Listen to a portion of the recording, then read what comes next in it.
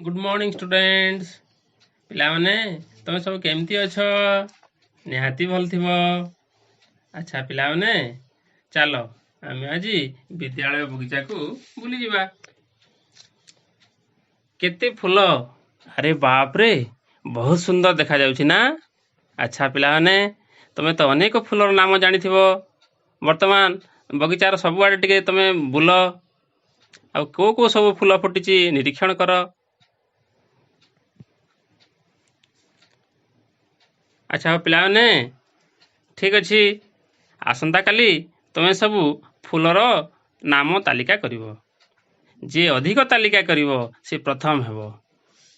ठीक अच्छी पिलाने आज आमे तुम साहित्य बहिर क्यों प्रसंग पढ़िबा जानी सारी थिबो। आमे पढ़िबा साहित्य बहिर फूल कविता। एई कवितार कवि होउचंती पंडित मृत्युंजय रथ।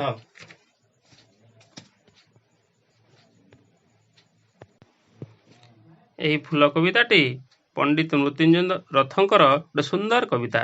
ठीक अच्छे पिलाने एबे आमे आवृत्ति करिबा कविता फूल। मो बास गछरे लटा बुदारे साग शिउली रे घास हुड़ारे।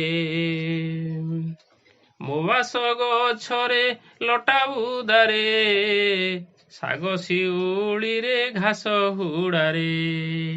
पिलाने आम चतुर्पार्श्व फूल गछ रही फूल फुटुची मध्य आउ केउ स्थान रे फूल रही थाए आस देखिबा।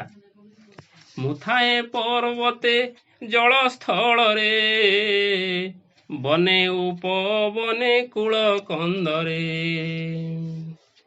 मुथाए कुंजरे मंदिर पासे संज सकाल रे मु फुटी बासे।